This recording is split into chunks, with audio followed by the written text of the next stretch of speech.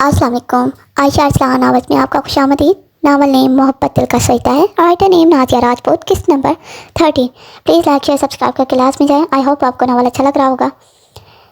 Thank you so much. And 1 के subscribe का target भी हमने कंप्लीट करना है। Thank you so much. Ayesha ने आज अपने घर जाना था, इसीलिए आज अलार्म लगा के सोई थी, जिसकी बिना पे आज इसकी आँख चलती ही खुल गई थी। और हमको बीस ने जल्दी जगा के नाश्ता करा दिया था और कहा था आज इसने घर जाना है, जिस पर हमने यही कहा था कि वो सुबह इसे ड्रॉप कर देगा और ऑफिस के तमाम काम खत्म करके जल्दी फ्री होकर जल्दी ही कुरैशी हाउस पहुंच जाएगा। जिस पर आयशा ने सर को इस बात में हिलाते तैयारी शुरू की थी। रेड कलर का सिंपल फ्रॉक पहनने, जिसके साथ चूड़ीदार पजामा था, साथ ही रेड कलर का दुपट्टा लिया, बालों को खुला छोड़े, आंखों में काजल की एक लकीर मस्कारे से बोझल होती बल्कि, और रेड ब्लड कलर की लिपस्टिक लगाए, हाथ में एक साइड पे कीमती कड़ी और एक साइड पे लाल रंग की चूड़ियां पहनी, कानों और कलम में डायमंड के रेड कलर के छोटे छोटे टॉप्स और नफीस सहार, और साथ ही रेड कलर की हिल्स पहनी। वो भी तहाशा खूबसूरत नजर आ रही थी। अरम जिसने वाइट शर्ट और ब्लैक पैंट पहन रखी थी और शर्ट को कोहनियों तक फोल्ड किए, बालों को जल से सेट किए, कलाई पे कीमती कड़ी बांधे कमरे में दाखिल हुआ था और ठटक के रुका था। आयशा इसकी नज़रों से कंफ्यूज होती हुई थी, क्योंकि वो आंखों में बेतहाशा दीवान के लिए इसकी जाना भी देख रहा था। वो कदम ब कदम आगे बढ़ता इसका नज़दीक पहुंचा था और दीवानगी से इसकी गर्दन पे अपने लब रखे थे। आयशा इस कलम्स में मौजूद जुनूनियत, मोहब्बत, दीवानगी महसूस करते जी जान से काँपी थी। कैसी लग रही हो मैं? इसके कुर्बत जेर असर पर हकलाते पूछा था, जबकि अब इसने इसके कमरे में हाथ डालते से अपने करीब किया था। गायल करने का मुकम्मल सामान तैयार कर रखा है तुमने तो। ओहो, बताएं भी हम परफेक्ट, बिल्कुल माशाल्लाह, बल्कि मेरी लग रही हो। आयशा ने अपने कानों के पीछे उड़े से थे, लेकिन एक कमी है। और हमने इसकी जानब देखा था तो आयशा ने बेटा साख्ता बल्कि उठाई थी। ये बाल दोनों साइड पे आके डालने थे। तुम्हें गला डीप होने की वजह से गले की तमाम रनाइयाँ साफ नजर आ रही थी, बट इनको देखने का हक सिर्फ मुझे हासिल है, सिर्फ अरहम खान अंसारी को। इसके लहजे से चलती मोहब्बत, दीवानगी, जुनूनियत को महसूस करते हुए सरशार हुई थी और शीशे में बालों को आगे की तरफ करती वो गोया हुई थी। हो गया, आप चलें? जी मैडम, जैसा आपका हुक्म, खादिम हाजिर है। इसके यूँ कहने पर आयशा खिलखिलाई थी और इसका हाथ पकड़ते अपनी मंजिल की जानब रवाना हुई थी। अस्सलाम वालेकुम मामा पापा, आयशा ने इन दोनों को देखते कहा था, जो लाउंज में बैठे किसी मौजू पर बात कर रहे थे। वालेकुम सलाम मेरा बच्चा, हाजा बेगम ने तड़प के जवाब दिया था। आयशा की आंखों से आंसू टप टप कर गिरे थे। वो दौड़ती हुई हाजा बेगम के गले लगी थी और फूट फूट कर रो दी थी। आयशा और राहिल की आंखों पे ये मंजर देखकर नम हुई थी। Dad, I am so sorry, मैंने बहुत गलत समझा आपको। मैंने बिना सोचे समझे इतना बड़ा फैसला ले लिया, लेकिन मेरा अल्लाह गवाह है कि ये फैसला लेकर भी सुकून में नहीं रही। आप दोनों की मोहब्बत को तरसती रही। प्लीज़ मुझे माफ़ कर दें डैड। उनकी कदमों में बैठती बलकती हुई बो रही थी, जबकि राहिल साहब इसके कंधों से पकड़ कर उठाया था और यकदम ही सीने से लगा लिया था। नहीं मेरे बच्चे, तुम्हारी कोई गलती नहीं। इस सब में मुझसे वाकई में गलती हुई थी। मुझे तुम्हारी राय मालूम कर लेनी चाहिए थी। खुद को कसूरवार मत समझो। मैंने माफ़ किया तुम्हें। नहीं डैड, आपका कोई कसूर नहीं इस सब में, बल्कि आपने तो मेरे लिए बेहतरीन हम सफ़र का इंतखाब किया। बस अपनी नादानी और जिद की वजह से मुझे इस चीज़ का एहसास होने में देर हो गई। अच्छा बस छोड़ो ये बातें, आओ बैठो। राहिल ने इसे अपने बाजू के हल्के में लेते कहा था। जब आयशा की नज़र आयशा पे पड़ी थी, जो सर से लेकर पाँव तक हसन का पैकर थी। आप आयशा भाभी है ना? आयशा ने इसकी जानब देखते पूछा था, जिस पर आयशा ने सच को इस बात में हराया था कि आयशा एकदम इसके गले जा लगी थी। थैंक यू सो मच भाभी, मुझे पुप्पो बनाने के लिए। आप कितनी क्यूट हैं। आयशा ने इसके गाल खींचते प्यार से कहा था कि आयशा इसकी मोहब्बत पर से बस मुस्कुरा ही सकी थी। आप भी बहुत अच्छी हो प्यारी। आयशा ने इसके हाथों को पकड़ के मोहब्बत भरे लहजे में कहा था कि आयशा भी मुस्कुराने लगी थी। बेटा, और उनके साथ खुश हो ना तुम? सोफे पे बैठते राहिल साहब ने पूछा था। जी डैड, बहुत लकी हूँ मैं इस मामले में भी। अरे बहुत अच्छे हैं, बहुत क्या रखते हैं मेरा खुश में इनके साथ बहुत। मॉम डैड, रमजान भाई कैसे हैं और कहाँ हैं? वो दिखाई नहीं दे रहे। आयशा के पूछने पे आयशा का दिल जैसे किसी ने मुट्ठी में जकड़ लिया था। बेटा तुम्हें तो इसका काम का अंदाजा है ना, आर्मी में वेकेशंस मिलना मुश्किल है। आयशा बेगम ने कहा था। और नमल कैसी है? खुश है? ये जान के साथ माशाल्लाह आप तो वज़ीर आज़म की बीवी है। आयशा ने मुस्कुराते कहा था, जबकि आयशा भी मुस्कुराई थी। हाँ माशाल्लाह खुश है। वो भी तुम्हारी तरह फ़ोन आता रहता है, इसका भी पूछती रहती है तुम्हारा। अच्छा जी बेटा, तुम जल्दी से फ्रेश हो जाओ, फिर तुम्हारी पसंद का खाना बनाया है, मैंने अपने हाथों से मिलकर खाते हैं। और फिर सबने मिलकर खाना खाया था और एक खूबसूरत शाम साथ गुजारते। आयशा आराम के साथ हमरा वापस हंसी खुशी लौट चुकी थी। नमल कब से शेजान के आने का वेट कर रही थी, जो आ ही नहीं रहा, जो कि आ ही नहीं दे रहा था। नमल ने डिनर में यजान की पसंद का हर एक चीज़ बनाई थी, जिसमें बिरयानी, कोफ्ते और खीर जैसे लजीज पकवान शामिल थे। अभी वो परेशानी के हाल में बैठी यजान का इंतजार कर रही थी, जब भी वो सामने से आता हुआ दिखाई दिया था। वाइट शर्ट पे ग्रे कलर की पैंट पहने, शर्ट को कोहनी तक फोल्ड किए, वाइट कलर का ही कोट बाजू पे डाले वो थका हारा सा कमरे में दाखिल हुआ था कि नमल इसकी आहट को महसूस करते इसकी जानब पलटी थी। वाइट कलर की शर्ट शॉर्ट शर्ट पहने, साथ ही वाइट कलर का प्लाजो पहने, वाइट कलर का जालीदार दुपट्टा ओढ़े, कानों में वाइट गोल्ड की बालियाँ डाले, आंखों में काजल की एक लकीर, होंठों पर लाल रंग की लिपस्टिक और साथ ही वाइट कलर के गुस्से पहने। वो बेपनाह खूबसूरत लग रही थी। यजान इसको देखते हुए खुद सा हुआ था और आंखों में खुमारी दर आई थी। नमल इसके करीब पहुंची, इसके हाथ से कोट लेती, पानी का गिलास इसे पकड़ाते गोया हुई थी। काफ़ी थके हुए लग रहे हैं। हाँ, थका हुआ था। अब नहीं, क्योंकि तुम्हें देखने के बाद तमाम थकन उतर गई। इसके यूं कहने पे नमल ब्लश कर गई थी। ओह, तुम इस लाश भी ब्लश करती हैं? इसके यूं कहने पे नमल मुस्कुराई थी, जबकि इसके मुस्कुराहट देखते ही जान भी मुस्कुरा दिया था। अच्छा चलें, अब शावर ले लें। आप क्योंकि खाना सब आपकी पसंद का बना है और मुझे भी भूख लग रही है। आपके चक्कर में मैंने भी नहीं खाया। अच्छा क्या खाना तुमने अपने हाथों से बनाया है? जी बिल्कुल, मैंने अपने हाथों से बनाया है। आप जल्दी करें। आपकी ब्लैक कलर की शर्ट और ट्राउज़र आपका हैंग करके रखा है। नमल कहती जाने लगी थी जब इसकी कलाई यजान की गिरफ्त में आ गई और इसकी कलाई को झटका देते वो इसे अपने करीब खींच गया था। छोड़े यजान, ऑलरेडी लेट हो रहे हैं हम। नमल ने लाल चेहरा लिए कहा था, नहीं प्लीज़, कुछ पल अब इतना सची हो, मेरे लिए तो तारीफ तो कर लेने दो। वो इसकी गर्दन में मुँह दिए जा बजा अपना देखता लम्स छोड़ता इसे शर्माने पे मजबूर कर रहा था। मुश्किल खुद को आज़ाद कराते वो लड़खड़ाती हुई नीचे की जाना बाकी थी, जबकि यजान इसके भागने पे कहका लगाए बिना ना रह सका था। खाने से फरागत हासिल करते यजान ऊपर अपने रूम की जानब चल दिया था। नमल इसके लिए काफ़ी बनाते ऊपर ही चली आई थी।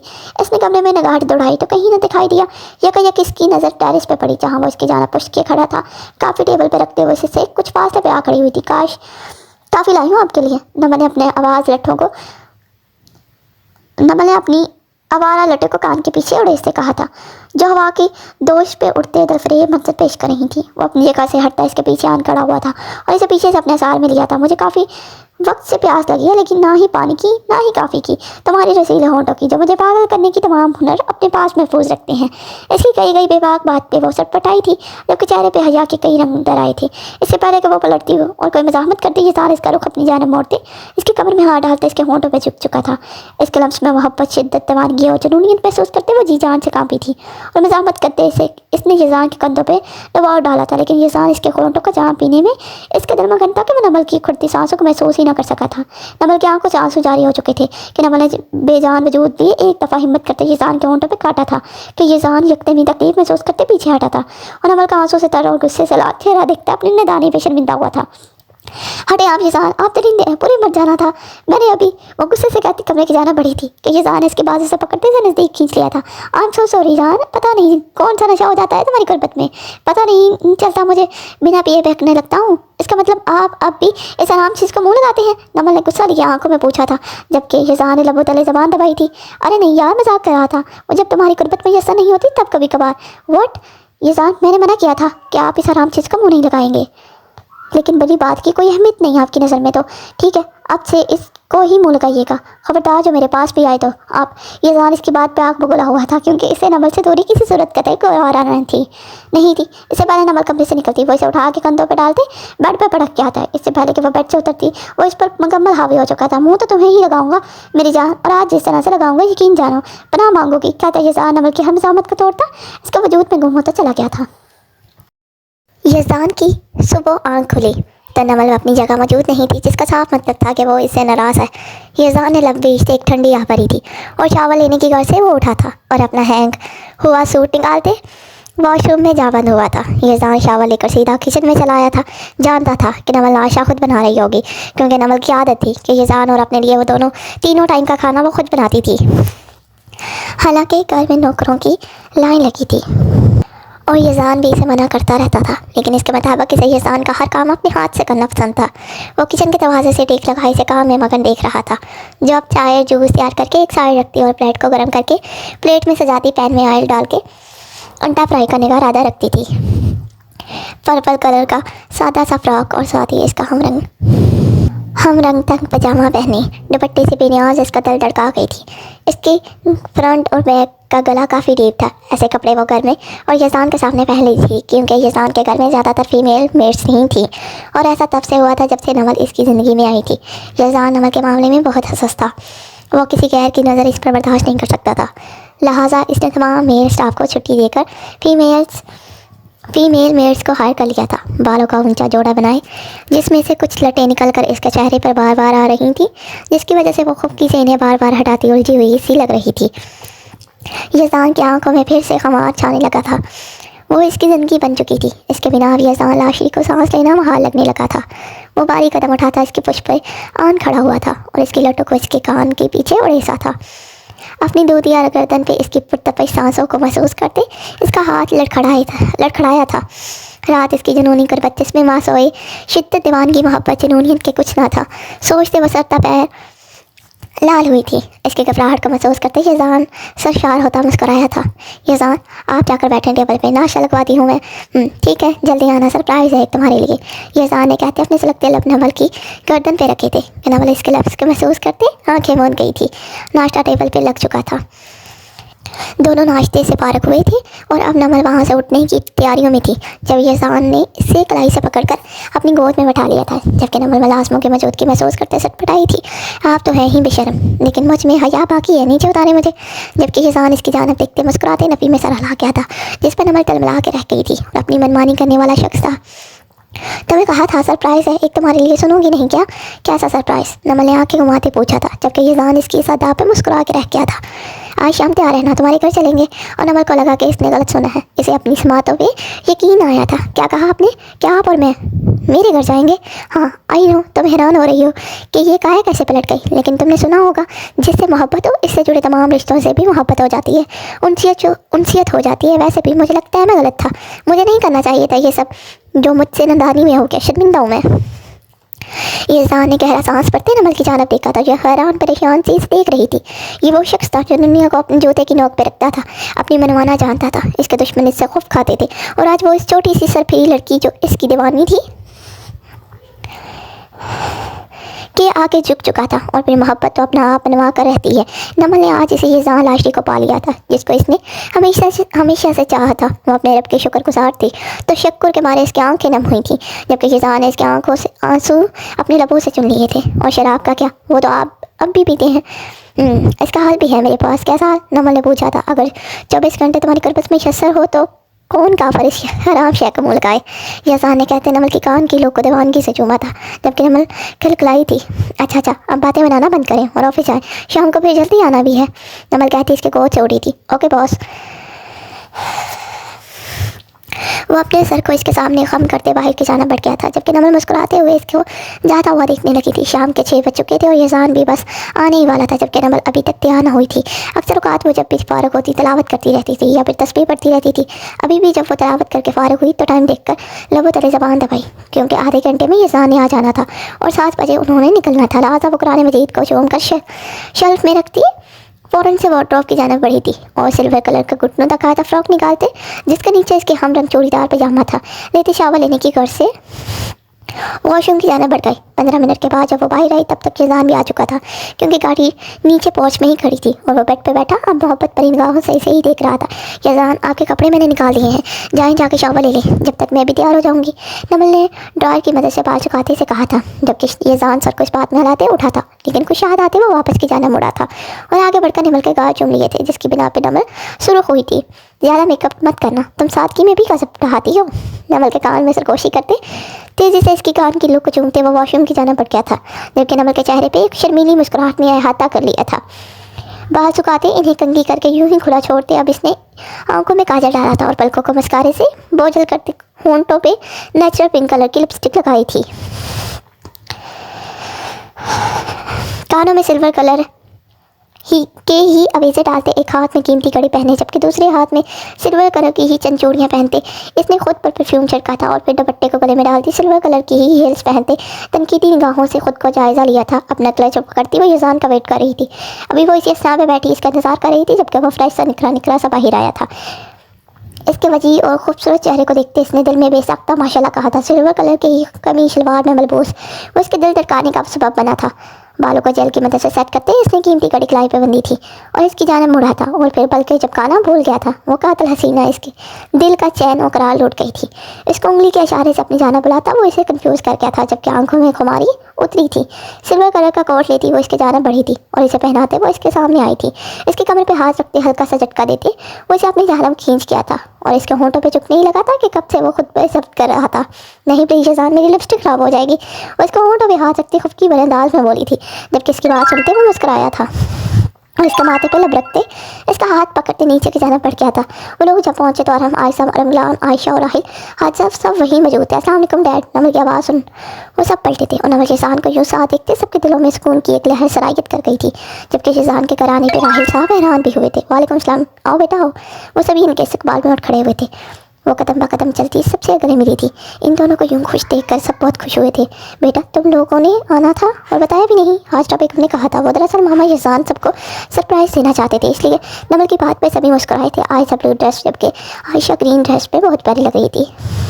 खाने से फरागत हासिल करते चाय का दौर चला था। अंकल दरअसल मैं कुछ कहना चाहता हूँ आपसे, यजान ने खामोशी को तोड़ते कहा था। ड्राइंग रूम में मौजूद सभी अफराद इसकी जानिब मुतवज्जह हुए थे। अंकल दरअसल मैं अपने किए गए हर अमल की आपसे माफ़ी मांगता हूँ। मैं जानता हूँ मैंने बहुत बुरा किया आप सबके साथ, लेकिन इस वक्त मैं कुछ भी सोचने समझने की हालत में नहीं था। लेकिन गुजरते वक्त के साथ एहसास हुआ कि मैं बहुत गलत था। आप ठीक थे, आप बड़े हैं, मेरे डैड की जगह हैं, प्लीज़ मुझे माफ़ कर दें। ये जान उठ के इनके कदमों में बैठा, सर झुकाए शर्मिंदा दिखाई दे रहा था। सभी इस खुशगवार तब्दीली पे हैरान थे, जबकि नमल नम आंखों से मुस्कुराती राहिल की जानब देख रही थी। नहीं बेटा उठो, तुम्हें माफ़ी मांगने की कतई ज़रूरत नहीं, तुम मेरे बेटों की तरह हो। और रही बात माफ़ी की तो तुम्हें अपनी गलती पर पछतावा है। तुम शर्मिंदा हो, मेरे लिए यही काफ़ी है। और अगर फिर भी इससे तुम्हारे दिल को सुकून मिलता है, इत्मीनान मिलता है, तो मैंने तुम्हें माफ़ किया।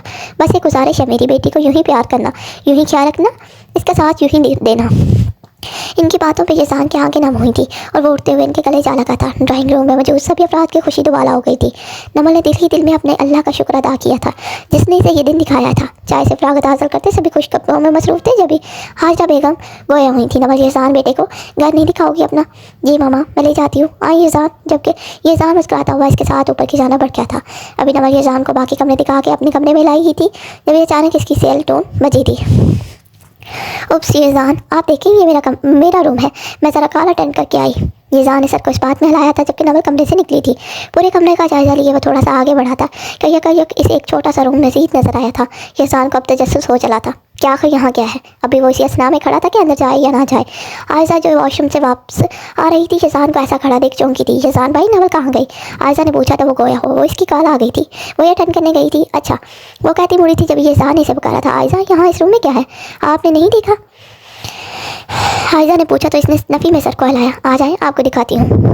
वो इसलिए रूम में दाखिल हुई जो फुल वाइट था। जगह जगह पेंटिंग्स मौजूद थी। सभी पेंटिंग्स को देखते यजान ने यह माना था कि वो बेतहाशा खूबसूरत है, लेकिन एक पेंटिंग को उल्टा पड़ा देख वो हैरान हुआ था। आयशा ये पेंटिंग्स किसने बनाई है और ये पेंटिंग उल्टी क्यों पड़ी है? ये सब पेंटिंग्स नमल ने बनाई है, आर्टिस्ट है वो पूरी तरह, और ये भी इसी ने बनाई है। आप खुद जाके देख ले कि क्यों उल्टी पड़ी है। ये जान हैरान होता आगे बढ़ा था और इस पेंटिंग को उठा के सीधा किया था। सीधा करते जब इसने अपना चेहरा इस पर देखा तो वो अपनी जगह से हिल ना सका था। दिमाग में मुख्तलिफ किस्म के ख्यालात आ रहे थे।